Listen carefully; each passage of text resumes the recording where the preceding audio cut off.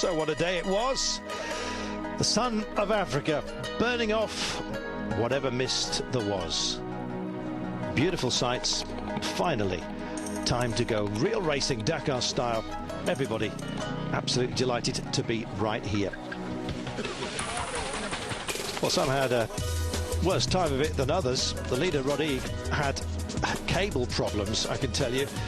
They kind of knotted together. His speedo and his road book had caused all kinds of difficulties. Everybody else just in a pensive mood, waiting for the day ahead. Goal was and this break. It wasn't to be a good one, as you've already heard, and as you're about to find out.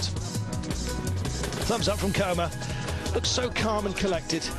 He said he's here just to enjoy the experience, but he was good today. The spray, meanwhile, said second place is absolutely nothing to me. And here are the cable trouble. They knotted together, and it was a frantic few minutes, I can tell you, for the number 10. The Portuguese Rachidia, who's led coming into Africa. Near frantic. He did get underway on time, but he was to have a rougher time than he's had in Portugal, certainly. Terrain he knew very well. An awful lot different over here. Look at the views. There's going to be plenty more of those for you to contend with. Poor old Cyril Desprez. Finished 21st today. Looked miserable, didn't he, in the bivouac? Live here on Eurosport earlier on. His gearbox went at 192 kilometres into the special. That was his only good fortune, really, I suppose. He had first gear only for the last, what, sort of 60 kilometres? Well, he then had to do a very long liaison with first gear as well. A tough one. Up until that point, he was looking quite good. So 22 minutes down. Well, he, the man who said second place is nothing. He didn't care about the Dakar, the view, anything. He just wanted to win. Oliver Seta, one of those moving by him at this point. Oliver Seta finishing 11th place today. Cyril Desprez, an awful lot further down than that. So ill fortune blighting Desprez. Poor Rachidia as well. Now an ex-leader. He's 6th overall. 13 minutes off the pace. Just outpowered today. 25-year-old suddenly finding out what racing in Africa is all about. Here's Rachidia and his Yamaha. Just on the drift slightly. Had navigation trouble as well. Not only a lack of power, but lack of navigation, it seems. And he had to ask. Helped out on occasion. And why not? So those who were top of the table early on, just starting to wane a little bit. Troubles aplenty for many out there. Ruben Faria won the first stage. Total engine failure for him, I can tell you today. Sweeper truck on your way home. Ta-ta. Well, it sounds brutal, but that's the way the Dakar is. First day into Africa, not a good one. His permanent two-wheel drive Yamaha on the way. What about Mark Coma, though? Defending champion. Loads of people criticised him for not winning a single stage last year. It was all about consistency. Today, he thought, to hell with it. I'm out there to win. He's so relaxed at the moment. The stage winner, and right back up and in it. He's second place in the overall standings, just 26 seconds behind Esteban Puyol. It's going to be one heck of a battle. Wow, he was great today. Calm when he needed to be, quick when he needed to be. The criticism ebbing in our minds, or those of anybody who said a winner of the Dakar at least needs to win one stage. He's got that under his belt. What about Chris Brace today?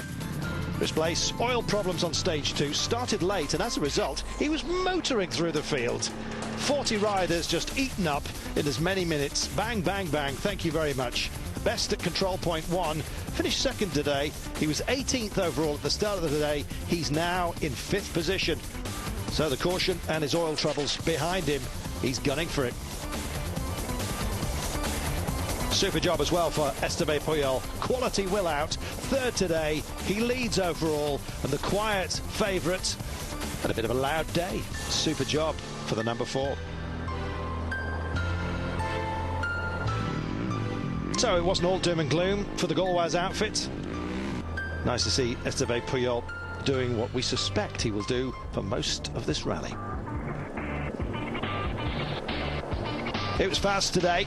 Long sections of wide open throttle up on the pegs. Ankles, knees, elbows and wrists. The best suspension system ever invented. David Castor, the water carrier for Esteban Pujol, slowed down towards the end, did his job brilliantly, looking after his main man, finishing 30 seconds behind him. Castor third overall, staying close to Esteban at every single starting point and finishing point, it seems. Jonas Street on his PAI machine. He's got his pie and he's eating it.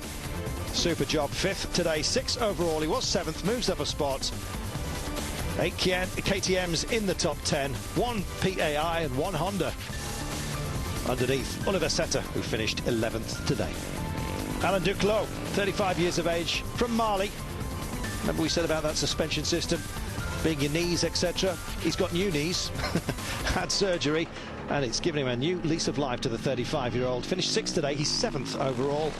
And a quick word for Jordi Vildamos, 19 years of age, 7th today, he's 8th overall. Better watch him.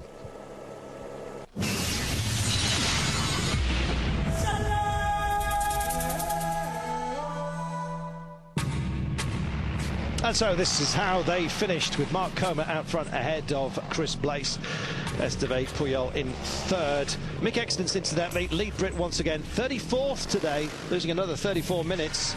He's sub the hour, down overall in 36th place, with Esteban leading.